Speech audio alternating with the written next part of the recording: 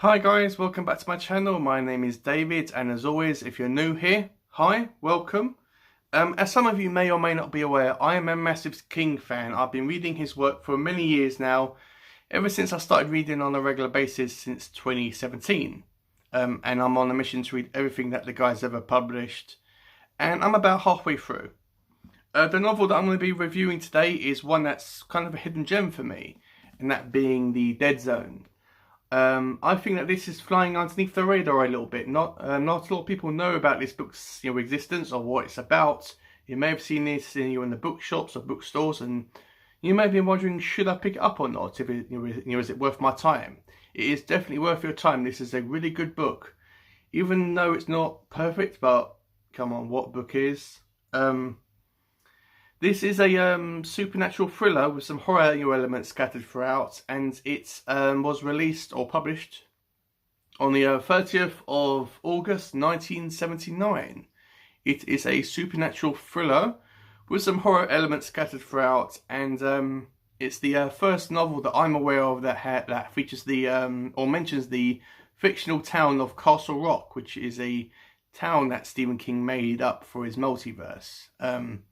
Also, this was actually dedicated to his son, Owen. Because in here it has, this is for Owen, I love you, old bear. I don't know if old bear is a term that Stephen King calls his son, Owen. But it's kind of a cool shout out that Stephen King mentioned his son in one of his books. They have a movie based on it as well, by the same name, that stars Christopher Walken as the main character of Johnny Smith. And it was directed by David Cronenberg. It was released over in the UK on the 13th of January 1984, and I think it was released over in the overseas in 83. Then two dates kind of conflict with each other when you're researching this movie, but it is worth your time watching. It is fantastic. So you definitely check this out. There is a TV series based on it as well. It has 6 seasons or series. It has which spans 80 episodes, and it was released on the 16th of June 2002 to the 16th of September 2007, and it stars Anthony Michael Hall as Johnny Smith. I'm not planning to watch it anytime soon. I'm certainly not going to go out and buy it, as come on, it's probably going to dilute this book down, quite a bit. If it comes out on Netflix, then yeah, I will give it a watch. But let me know in the comments down below if it's worth any. If you've seen it, if it's if it's good, if it's bad. Let me know your thoughts on it if you've seen it down in the comments down below. Sorry, it's kind of warm today, and I'm a bit thirsty.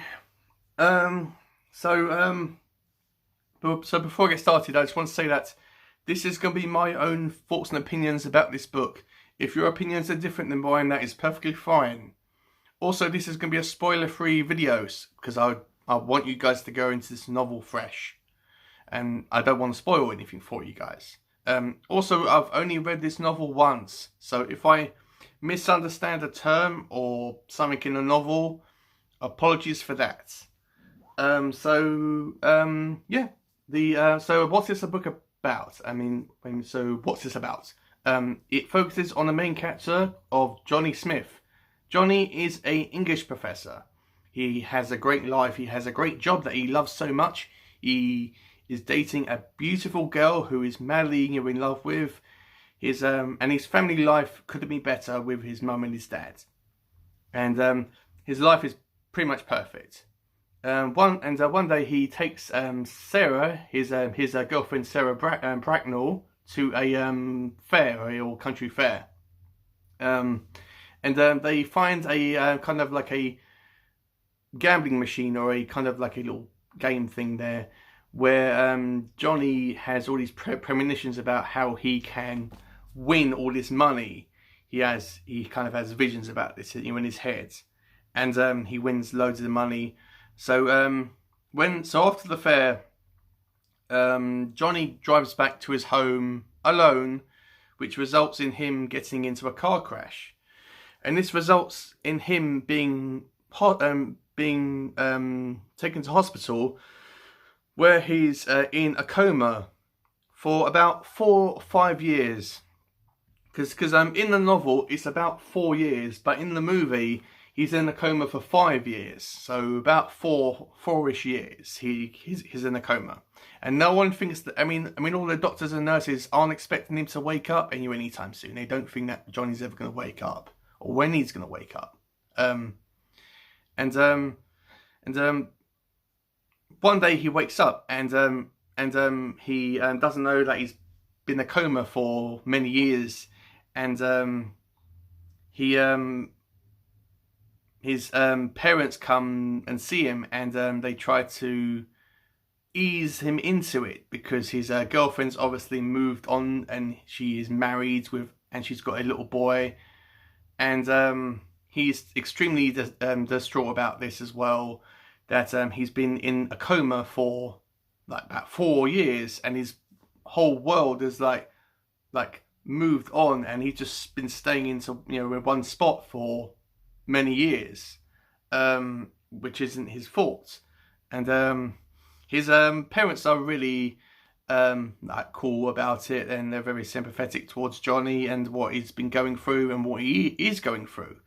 His mother is very religious, not as religious as Carrie's mother, but she believes that Johnny has awakened because of the power of God, and he has all these good abilities or strange abilities because of God. One day when a nurse is in his room, changing his clothes, his bed sheets or towels or whatever, Johnny suddenly touches her with his hand, and he gets a vision where he can physically see what's actually happening. And he sees that there is this little girl that's in a house burning down. And he tells the nurse, look, you've got to go to your house. It is burning down. Your daughter's in there. It's not too late. You can go and save her. And it appears that he actually saw that. And he can actually see the future by simply touching someone. He can actually see a person's past, present, or future. It's something that, it's not really explained about how he actually got it. He just has it now. I personally think that prior to the accident, Johnny had a form of The Shining. And when he was hospitalised and in a coma, all of the drugs kind of did something to his shine and enhanced it. So he has this ability. So every time he touches someone, he has this ability to actually see into their past, present, or future. He does this to one of his doctors as well. When he actually touches his doctor's hand, he sees his past, where and he sees his with the doctor's mother, which the doctor thought that his mother actually was killed in the war. So it's really good. When Johnny gets home, this eventually gets out as well, and the news people get wind of this and of Johnny's abilities, and Johnny is at home. He's staying at home, and he doesn't really want to go out. He is extremely bitter about what's actually happened because, as I said, his girl that he was extremely in love with and wanted to marry has married someone else while he was in a coma and has a boy. They actually have a kid, and he's lost his job, and which isn't his fault, as I said. And he's just at home, extremely bitter about all this. And everyone's been sending him all these items in the post because they want to have answers from about where, about lost kids or lost lovers or animals or whatever, and they want to have have Johnny to actually reassure them. Sorry, about what's actually happened, if that makes sense. And Johnny doesn't really want to have anything to do about this. He doesn't do this because of the fame or the money.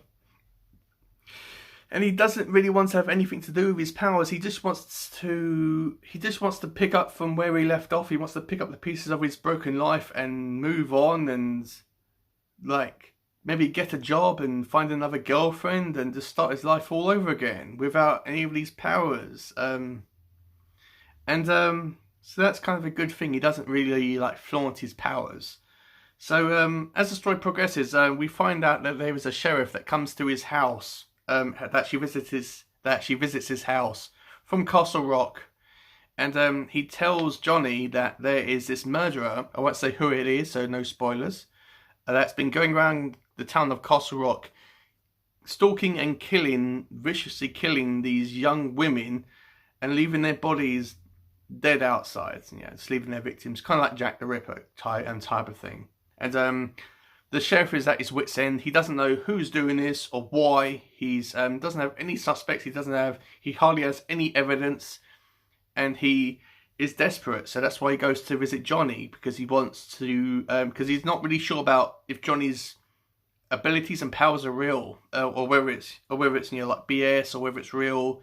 But he just thinks, okay, I've got nowhere else to go. I've exhausted all my leads or whatever, and I'll just go to this guy and see if he can help us out. And at first, Johnny's really hesitant about doing this. He doesn't really want to have anything to do about this. As I said, he wants to get on with his life. But as he discovers these victims on the news, he goes to Castle Rock and helps with the investigation. You would think that this killer would actually be the main villain of the story, but it's a kind of a side villain of the story. The main bad guy is a guy called Greg Stilson. Now, he is the embodiment of being an a-hole. He really is. He really is such a really horrible character. Because in this book, when you see him, he is, I think he's going door to door, and I think he's selling Bibles. And there's a scene where he's walking to someone's house, and there's a dog outside in the back, in the front yard, and the dog's barking at him, probably being friendly or or whatever. And I'm pretty sure that Greg kicks this dog to death. Trigger warning for that if that's going to upset you. It's not in the movie, so have no worries about that. So Greg's kind of in the background while Johnny's in Castle Rock, trying to help with all these murders. So because it's kind of like a side plot. So when Johnny solves the case in Castle Rock, he hears about Greg Stilson, who is growing up at this time, and he is running for senator. Obviously, we know his character a lot of Greg. He isn't a great person. If you've heard about this book, Greg Stilson has been compared a lot to the current president over in America, Donald Trump. I don't want to get into politics right now. I mean, we all have our own opinions about Donald and what he's trying to represent and what he's doing over there. But I don't really want to say that, Greg was influenced, or whether, Greg is an influence of Donald Trump or whatever. If you believe that, Stephen King predicted that Donald Trump would become president, then that's up to you. But yeah, I'm just saying that, there has been comparisons between Greg Stilson, who ultimately wants to become president of the United States of America, and Donald Trump. But I'll leave that comparison up to you guys. So as I said, Johnny finds out about Greg. He is trying to become senator, as I said. And at this time, we know what kind of character Greg is. He's not a really great person. And one day at one of these rallies, Johnny touches Greg's hand, because Greg's going around the crowd shaking random people's hands, and Johnny happens to be one of the person which he shakes hands with. And Johnny has a vision of the future where he sees that Greg will ultimately become president of the United States of America and will be solely responsible for World War III, or a really big war that will kill thousands and thousands of people. And I mean, he's like kind of like thinking about, what would you do if you went back in time and you came across Hitler and it was before he came into power? Would you kill him or would you not? I mean, would you kill Hitler knowing that you wouldn't get away with it? Or would you not kill him knowing what he actually done? If that makes sense. Greg ultimately tries to assassinate Greg as well at one of these pet rallies. I won't say whether he succeeded or not, but I will say that it didn't go too well for Greg in the end. Yeah. So that's really it, really. What are my likes about this book? I like the story of it. As a whole, I like the story. I like the characters as well, because Stephen King, come on, he is a kick-ass author when it comes to characters. Johnny is fantastic in this novel. Even Greg. I mean, you don't like him, you actually hate him, but he is a great written. I mean, he is a great written character. What I didn't like about it, not a lot. I didn't like the dog being kicked to death scene. But yeah, I mean, apart from that, I liked it. I actually liked the entire book. Connections to the Stephen King multiverse. Mentions Castle Rock. Which is actually mentioned a lot in other Castle Rock books, such as Cujo and stuff like that. And I mean, also the killer is actually mentioned a lot in future Stephen King novels. That's really it, really. My closing thoughts is that you should read this. You should read it. I mean, yes, it is. It's kind of a big book. I mean, how long is this bad boy? It's about 600 pages long, so kind of an average for Stephen King. So I would definitely give it a read. Watch the movie if you can. And yeah, it's a really good book. So if you're looking to read something different from Stephen King outside of the Miseries and the It's and the Shinings, read this. Trust me, you won't be disappointed. I just want to give a quick shout out now to one of my subscribers, and who is a very good friend of mine. I love her content so much. Her name and channel name is Kayla Lenzen. I hope I've said her name right. I will put her name down in the comments down below. As well as not comments. I'll put a description. I'll put her channel in the description down below. Please watch her content. She is a booktuber. She does loads of great content. Please check out. She done a really kick-ass video series and like a 2-part video on It, the novel, as well as the movie as well. Kind of like a mishmash. So please check it out. She's brilliant. I love her. I love her channel so much. Her name, once again, is Kayla Lenzen. So yeah, massive thumbs up. So actually, please check it out. Please check out her videos. You don't have to subscribe to her, if you don't want to, but at least watch her videos. Give her videos comments, thumbs up. She will comment back to you. She always does, and she is a great content provider. So I like her, so chances are you will too. I know that some of my friends as well on here that I've already subscribed to her channel, such as Cinematic Addicts has subscribed to her, as well as Trailer Recuts has subscribed to her. So as I said, I will put a link down in the description down below, so please check her out. Her channel out rather. So yeah, I will rate the Dead Zone 4 stars out of 5. Definitely worth your time.